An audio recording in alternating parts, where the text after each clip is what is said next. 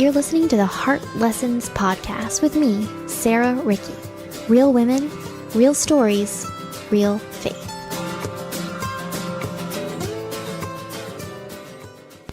Hi friends, I am so thankful to have you joining me here for episode 31 of the Heart Lessons podcast.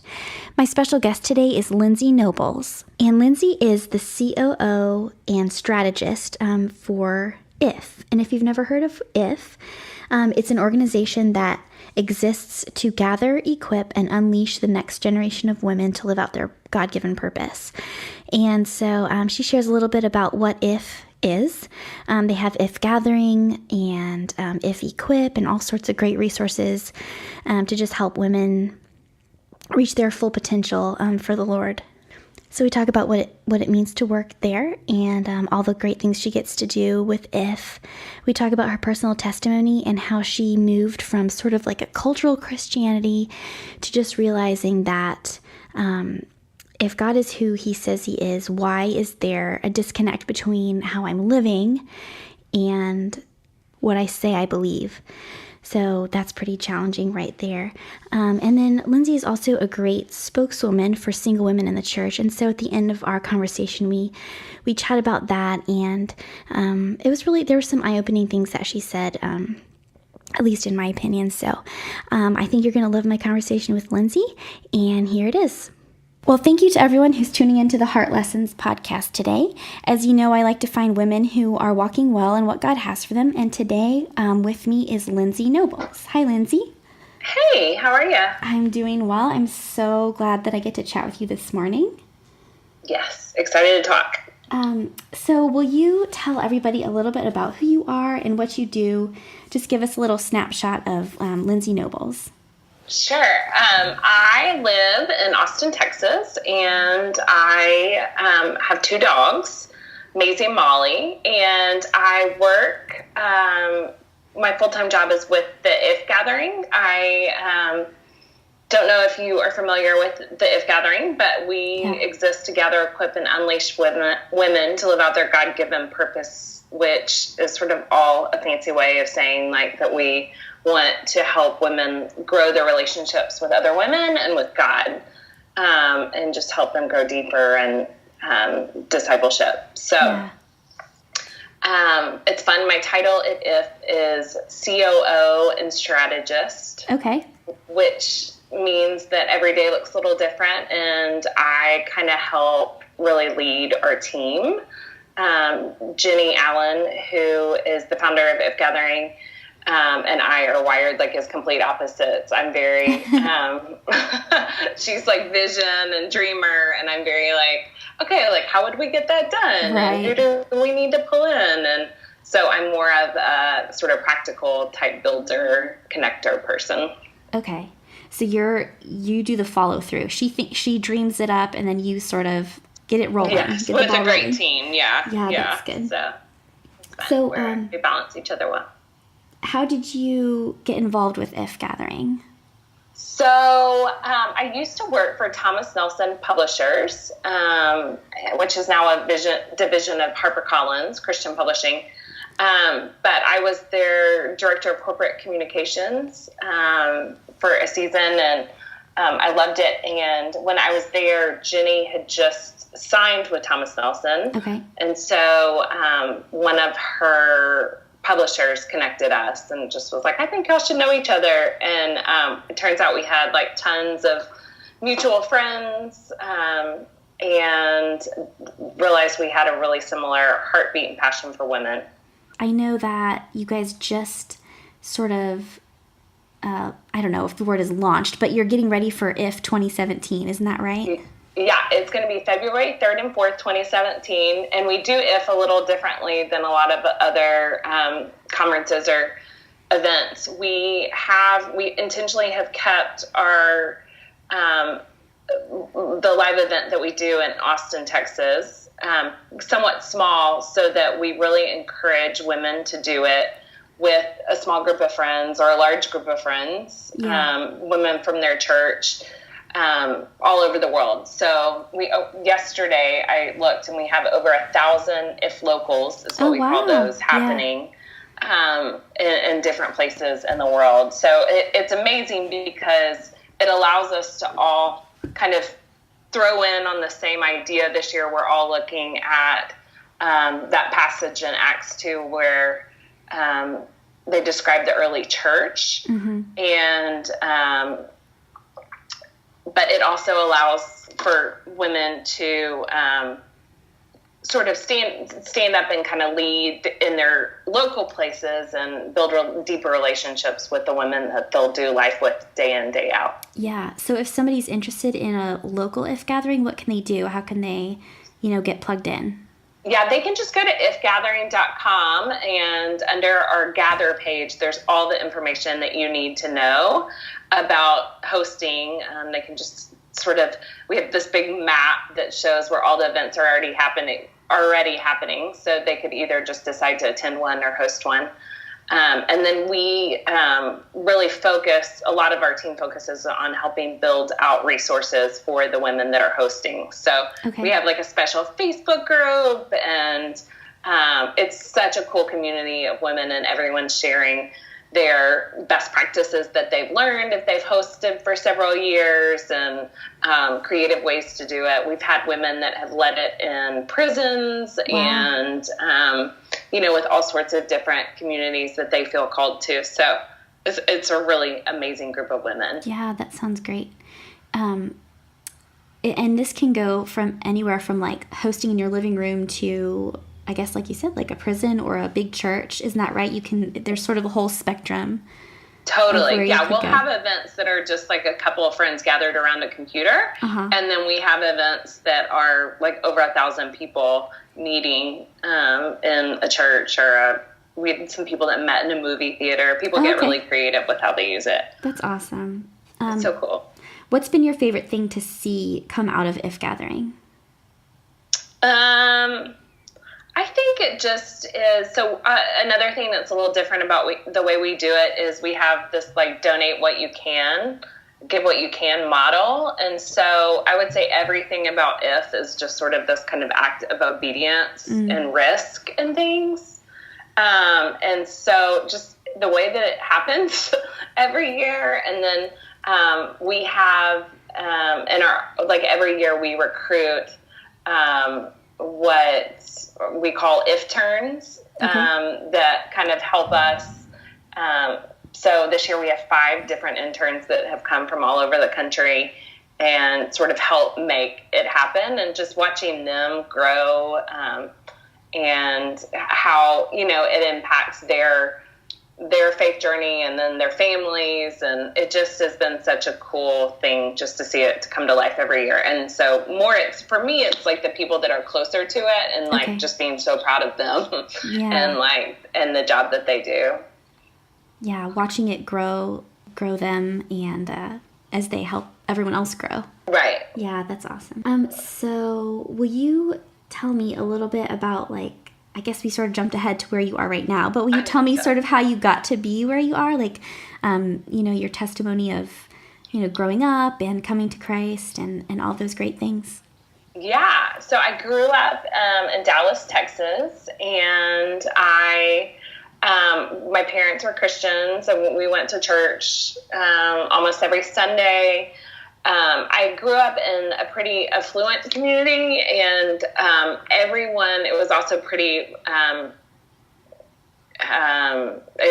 there was a total lack of diversity in the neighborhood that I grew up in. So like everyone was Christian and everyone was white, and some people jokingly refer to the neighborhood I grew up in as a bubble. And in a lot of ways it was. And so it was like just the cultural norm to go to church and to get new clothes for Easter and shoes, and so everything about the Christianity almost felt cultural to me growing up, more than it felt like even a personal relationship or a personal choice, And I felt like I definitely went through the motions and was involved in, everything at church and all of these other auxiliary ministries that were available for us. And I felt like I really got kind of worn out in the work of Christianity growing up. I kind of I don't know that I felt like a deep connection with God. I think I was just kind of more scared of going to hell as a motivator. Yeah, fire insurance, they call that, right? Yeah. And so I think in college, I remember I was dating this guy, and he was kind of a bad boy, and I kind of remember I'd been doing some ministry stuff in college my freshman year too, and kind of coming to an impasse where realizing that those two things, something was going to have to give. Yeah. And so I sort of chose the boy and just a more normal college life, mm-hmm. And I would say through my 20s, I would still consider myself a Christian, but I wasn't sort of actively pursuing God. And I mean, now I know that it never really had meant what it means to me now to follow God, you know, mm-hmm. It just, and so in the season of my 20s, I remember I started dating another guy in my late 20s, and he went to church every Sunday, and I remember really vividly going to church with him, and it wasn't like I was living some totally crazy lifestyle. I just wasn't following God. And I remember coming back after church one Sunday morning, and I started crying, and he was like, "What is wrong with you?" Uh-huh. And I was like, I don't think I can just go to church on Sundays, and not have my lifestyle change, mm-hmm. I felt a lot of guilt and shame. And so we still kind of kept going to church, but I realized that it was different for me. I couldn't just sort of function in this cultural norm of just going to church and not having God, filtrate my life in a deeper way. Yeah. And so fast forward a year, the guy and I had broken up, and I moved to Nashville to work for a Christian publisher. And I remember thinking, I don't know if, I have a deep enough relationship with God to do this, you know? Yeah, right. Am I going to be exposed that I don't, I know all the Bible stories. I definitely could answer all the questions correctly. But, I don't know if someone digs pretty deep. I don't know if they're going to be super excited about what they find out about my relationship with God right now. Yeah. But I start working for a Christian publisher. And I remember it's sort of sad because the pastor that I found online, Pete Wilson, just resigned. But at the time, he had just written a blog post, and it was about if he had a man crush, who would it be on? And he had said it would be a cross between Matthew McConaughey and Andy Stanley. Okay. I just remember thinking he was really funny and approachable, and so I wanted to go check out his church. And so I went to, I lived in Nashville at the time, so I went to Cross Point Church in Nashville. And I felt that was the first time that I really was exposed to people that I felt just loved the Lord. And one of our interns, yesterday I was walking with her, and she used the term walking lightly. Mm. And it was people that did that, that had... that sort of seemed set apart and just loved God, but their life seemed full and rich. And it wasn't about what you couldn't do as a Christian, but what following God could make possible, And so I felt I started going to Cross Point regularly, and it became a really transformative time for me and my relationship with God, and just sort of believing in him in a different way than I had grown up believing in him. Do you think it was just watching the difference in the people and their relationship with the Lord that made a difference for you? Was that the key? Yeah, I think, just being able to kind of throw off some of the things that I had grown up believing. I don't know if they had been overtly stated, but just about what God was about, and and really realizing that it, God is here for us in the now, and that we can, that he is very present in our world today and in our circumstances. I still get I have definite baggage that will appear from time to time from I feel more of my cultural Christian upbringing, where it's even people that just it's like, like when people are like, let's just get to heaven. And I'm like, no, like we're here for a reason. Like there, like God is here today. And like, we need to believe in a God that is big enough for our lives today. And that, be talking about like how he is redeeming our stories in the here and now too. Mm-hmm. So that like that to me is what is attractive about Christians is, like I want to hear the stories of like how God is moving in your life today. I don't want to just be sold a bill of goods about like my, like what happens when I die. Right. Right. Yeah. Do you think that is what sort of that background fuels your passion for the If Gathering?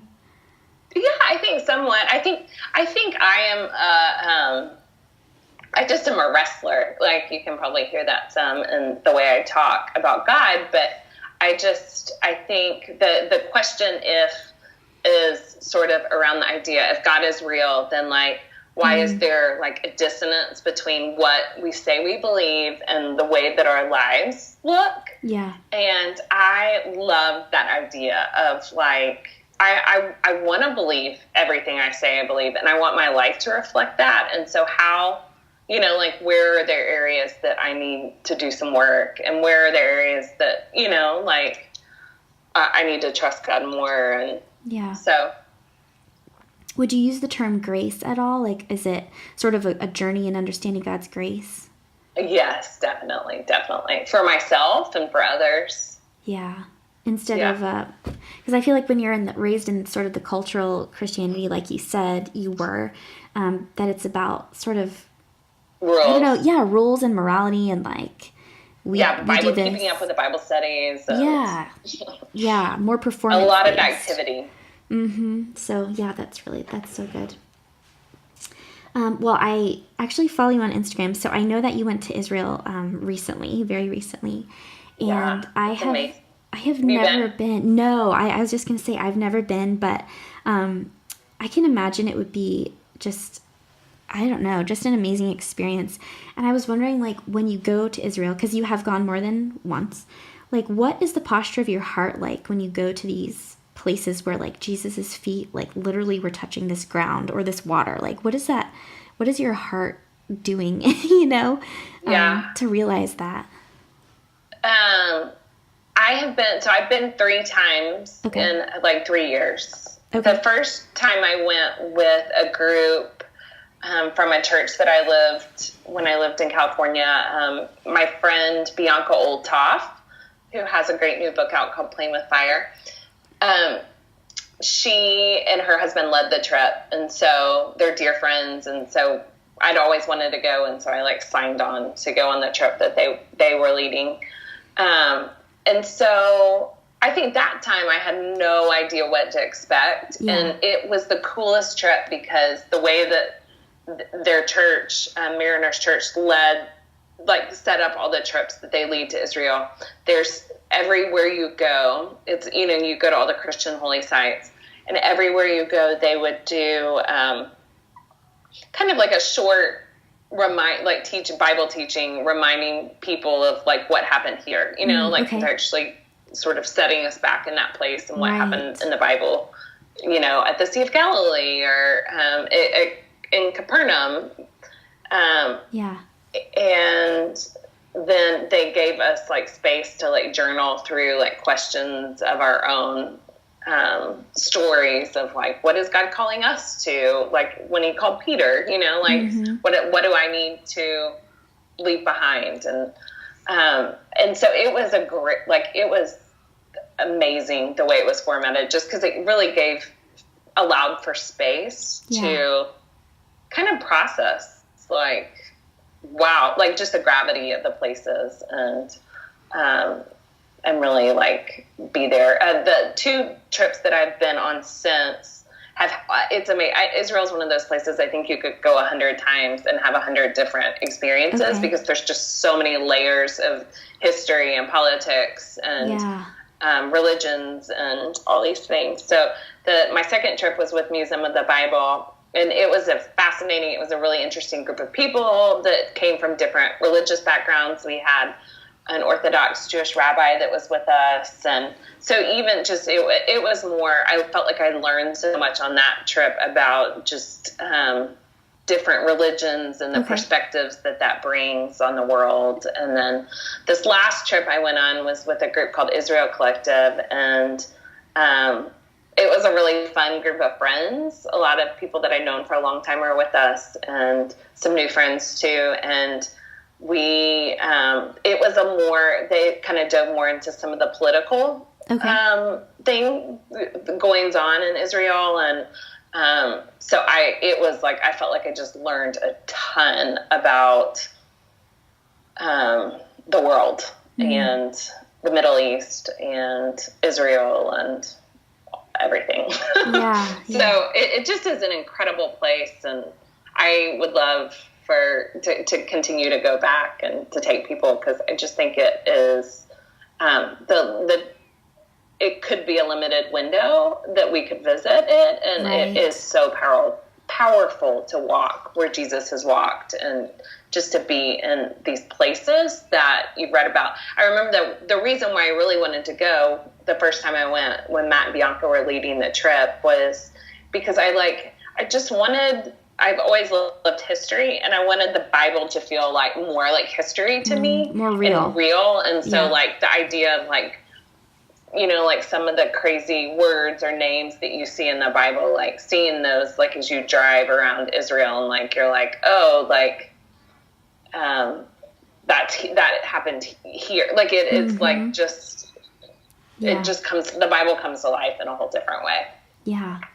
So what was your most memorable moment, like a very humbling or just interesting moment that you remember?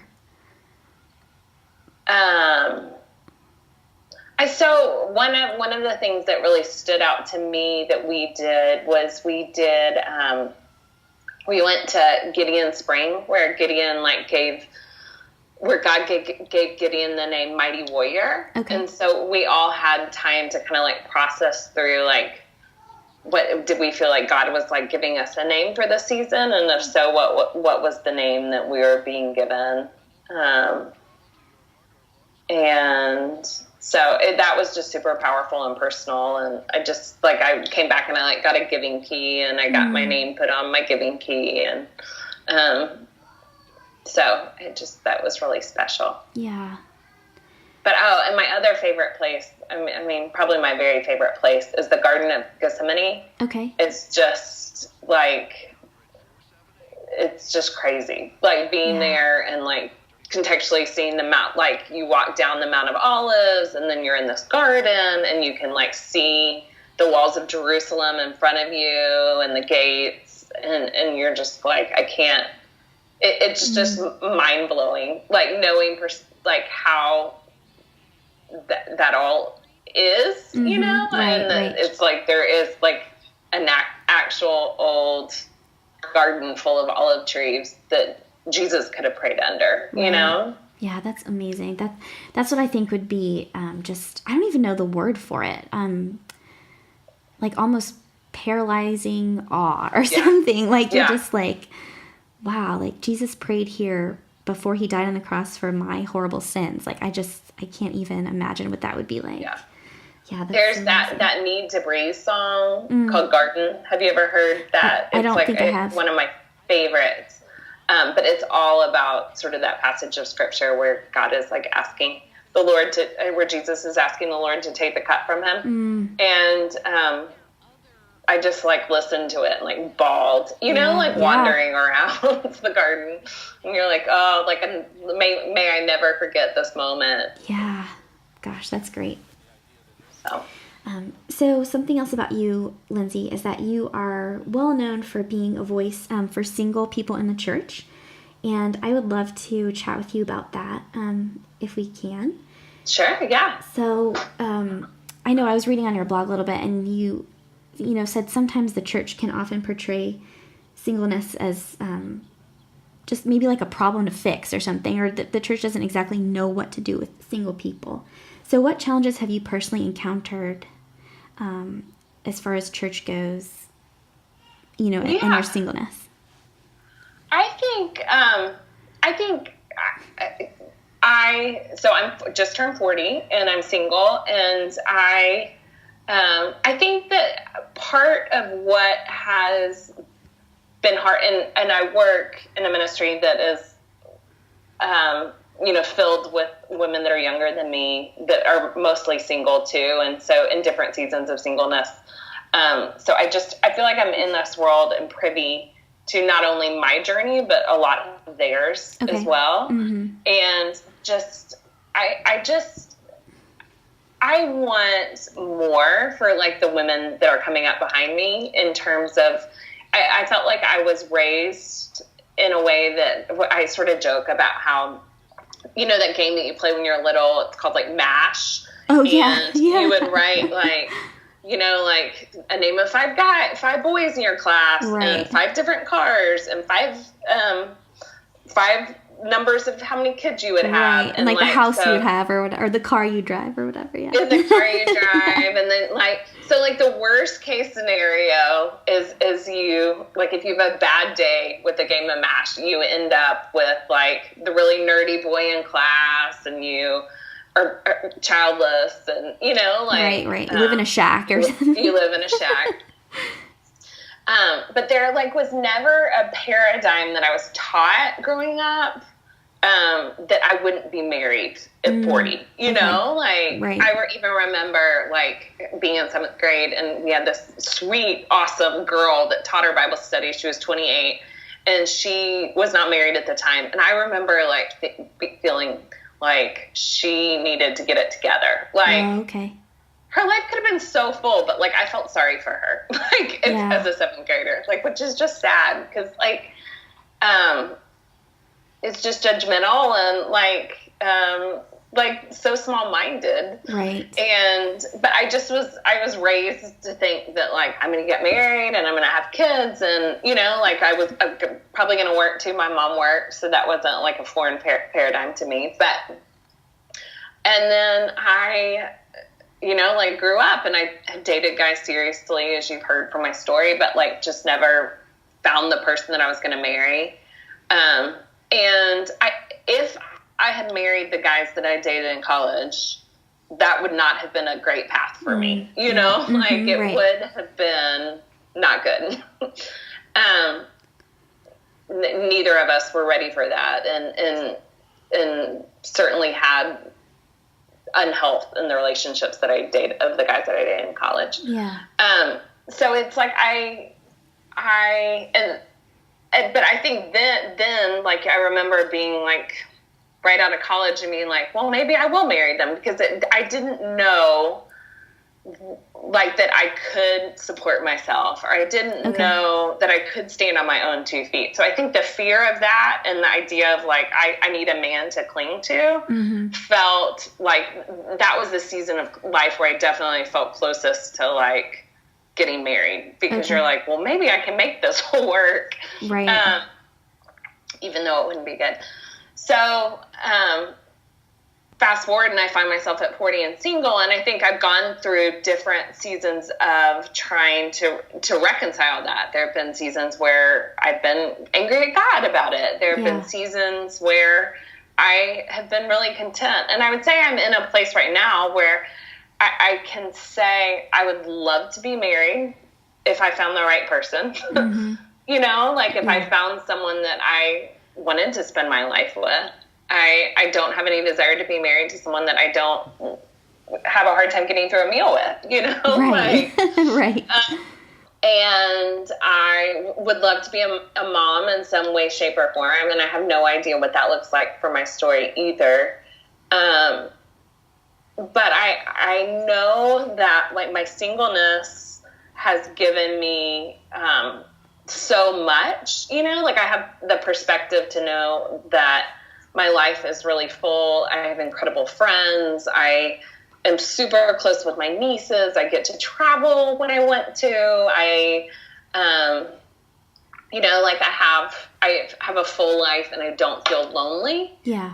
I would still, as I said, there's kind of yearning for what it would be like to be married and in a partnership with someone for the rest of my life and have a teammate.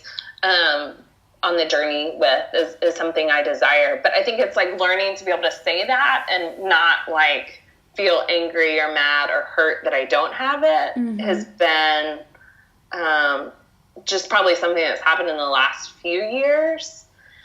And so I think that where I feel frustrated is where I feel like when I can go and sit in church and I feel like I'm not seen or known or valued. Okay. Or that the other single women aren't seen, known, or valued, or that their narrative that they were taught growing up, which hasn't played out for them, still is being reiterated there, and they're starting to think, what is wrong with me? What do I need to fix in myself? What do I, why is God withholding this from me? Why is he like everyone else and he doesn't like me? And, you know, it's like, I just, like, is there something wrong with me? Is there something wrong with being single? And I think that that's not what the Bible says about it. And so I think there's still work to be done there. So what would you say? That was all a lot. Oh, no, that's great. What would you? Sorry. No, What's that? I think it's great. What would you say to a single girl who's sitting in church feeling that way? Like, what would your, advice or comfort or, how would you help her get to a place of, where you are, where feeling like, yeah, I'd love to be married, but I can say that I'm happy with my life as well. So how would you help her get there? What would you say? Well, I think the first thing is you've got to, like, get to a healthy place to be able to transform your churches and your communities and things like that. And so, like, really spending time getting okay with where you are, Okay. Because I think what can happen is if we're in an unhealthy place about being single and our identity is still in the idea that we're going to be married and have kids and we're not, like we can't reach that. Or, I mean, I think it's part of it is just making sure your identity is correct, that you're a beloved child of God.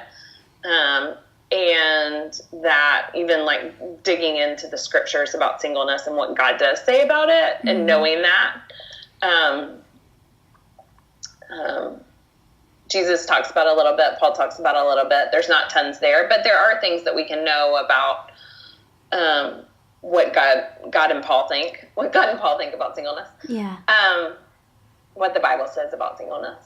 And I think knowing those things and then getting in a healthy place. And then I think you can start to talk to people about like, like if your pastor says something that doesn't sit right, like being able to say, like, I don't know if that sits right. But I think sometimes if we are speaking out of unhealth, that no one hears us because they think we're not, like they can't hear over sort of maybe the whininess or whatever. Or like the being offended part. Like, yes. Yeah. It just doesn't come out with the same posture of humility and true desire for change and for a different perspective. Yeah. So what could someone like me do to help support a single friend and help her feel loved and valued and all those great things? Well, I think the other desire for so many single women I talk to is to be in deep, rich relationship with families and with men. And so really, I think one of the things I feel really passionate about is having friends that are in different stages of life and different seasons of life. And having real conversations about like, what is great and easy about the season that you're in? Like, what is the season that you're in making possible that you never dreamt could happen? And then what are the really hard things about those seasons, and being able to see and hear that from one another, I think is so powerful. And I have been so enriched by my friends who have really invited me into their families, like being able to go trick-or-treating with my friends that have younger kids and like not missing out on some of those like holiday things that are so fun with kids because my friends have brought me along. And I think that there are I think some of my friends that have kids think that like their single friends wouldn't want to do that stuff. But I hear over and over again that like there's such desire to be invited into people's families, and to just come over. And even when it's messy, and like some of my really good friends in Nashville, they have 4 kids, and every time I went to their house was like a mess, kind of. Right. That's how it is. And I would and their kids weren't down yet, and like so I'd walk in and I would like bring a bottle of wine, and then like I would like play with their kids for the first hour, which was fun for me and like a load off her as she cooked dinner. And so I think we all have this tendency to think our lives need to be polished up for people to come into them. But like, I just would encourage all of us to invite people into our mess. Yeah. Yeah, I heard you speaking about that because I just listened to the Woven devotional series that you guys did this summer. And so that's how I was actually introduced to you. But yeah, you guys talked a lot about that, how inviting someone into like your right now, and then it allows them to admit their place where they are. And that's where like real relationship can blossom.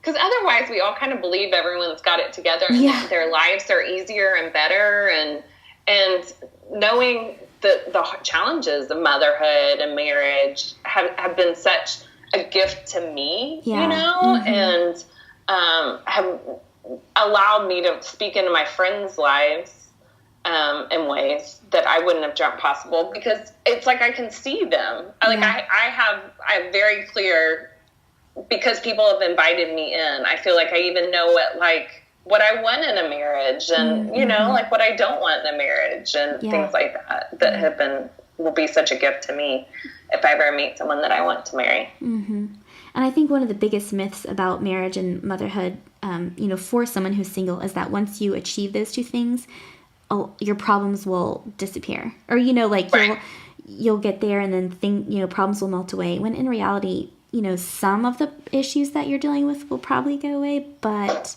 there's a whole new batch. Right. So, you're never going to, while we're here on earth, you're never going to get to a place where you've like arrived and now the problems are gone. Like, it's just, which maybe sounds, that might sound pessimistic, but you know what I mean. No, I know exactly what you mean. Yeah.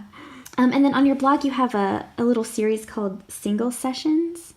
So will you share a little bit about that and, your intention for that little series?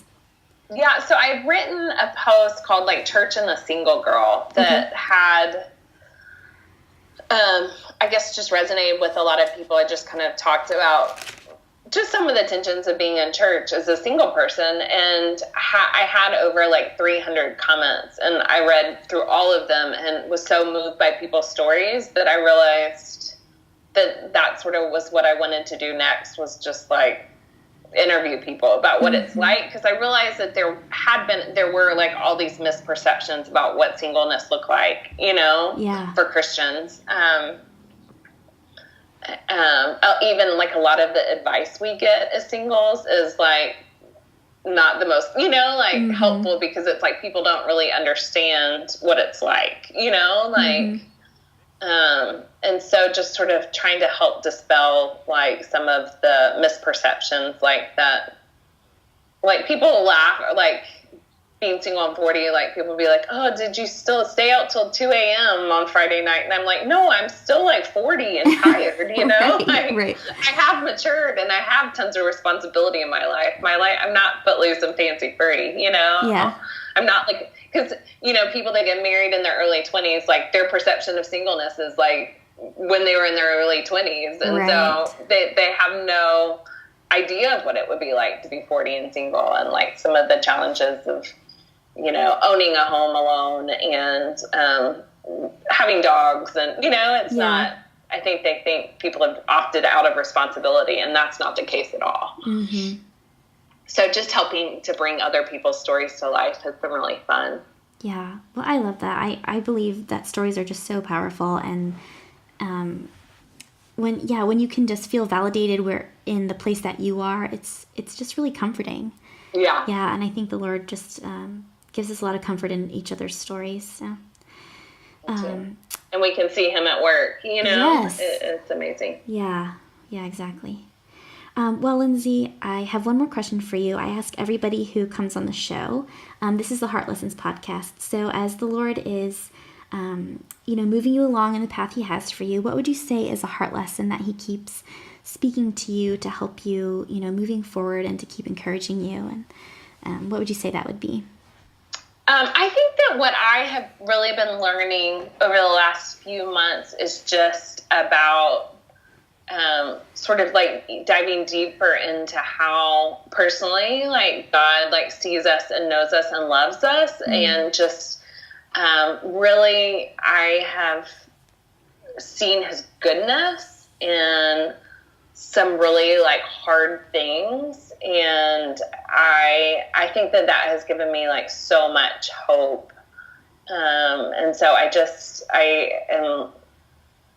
think there are people that have a harder time reconciling some of the other attributes of God, but for me the goodness one it has been harder.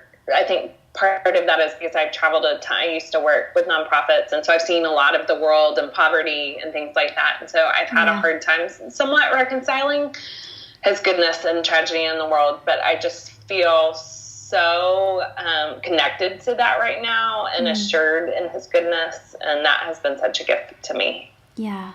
Has he shown you that through just your current life experiences, or how have you come to that? And just, I think, like, even, I feel like I've had sort of all these, like, kind of in-your-face God moments that have, like, where he's kind of, like, said the same things over and over in different ways through different people to me. Yeah.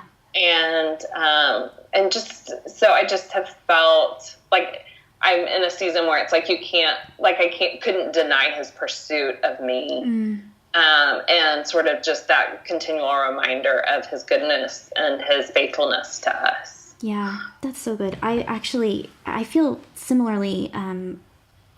This morning I was just reading in Luke. I'm trying to read through the Bible. It's taken me like 4 years, but I'm slowly awesome. But steady, slow and steady. But the verse that says, like, if you being sinful know how to give good gifts to your child, like how much more would the Father know how to give good gifts to you? And I listened to that song by Chris Tomlin, that you're a good Father, and it just kind of it just repeats over and over. You're a good Father. It's who you are. It's who you are. I've had tragedies in my life. I've lost 2 full-term infants in the last 4 years, and so I think just like you said, when you've seen the evil and sin of the world, it can be hard to just to say, God, you are good. But I think the Lord is trying to show me things, and just kind of repeating that over and over to myself. It's good. And he's good. It's good. Yeah. So thanks for sharing that. I'm right there with you. I'm kind of tearing up right now. So it's amazing. Well, I do. I think he's good. And I think even when our circumstances are hard, like if we can hang on to his, I think for me, if I start to lose sight of that, it totally changes my relationship with God. Yeah. And so it has felt really important to really hold on to it, Mm-hmm. Mm-hmm. But it can be hard to reconcile the good with, seeing just, awful things. So, just have to make that choice.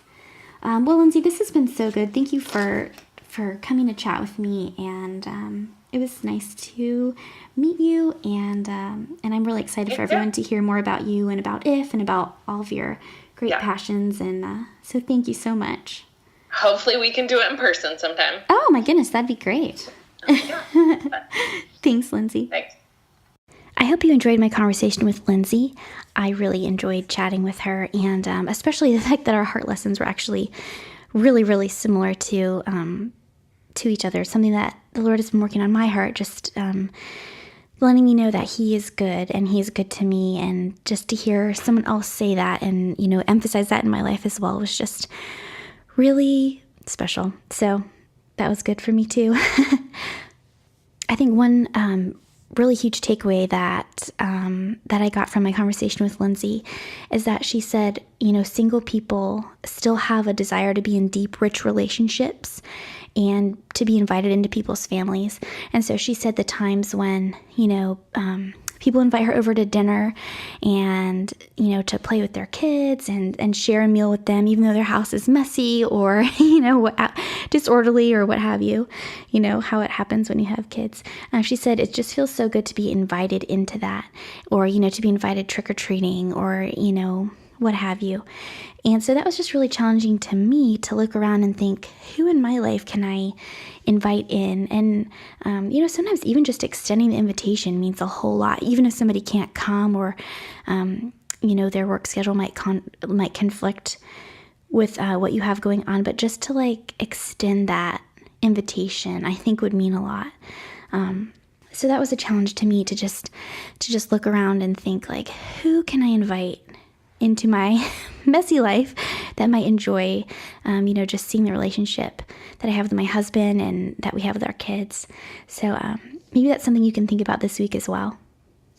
Thank you all again for tuning into the Heart Lessons podcast today and for supporting and for all of you who are leaving such kind reviews. It just kind of brings me to tears just to know that somebody is listening and that the Lord is using me and using these great stories, and it just feels really good. So thank you for that feedback. I really appreciate it. And as always, I hope that today you were able to come away with a heart lesson of your own to help you draw closer to the Lord. Bye, guys.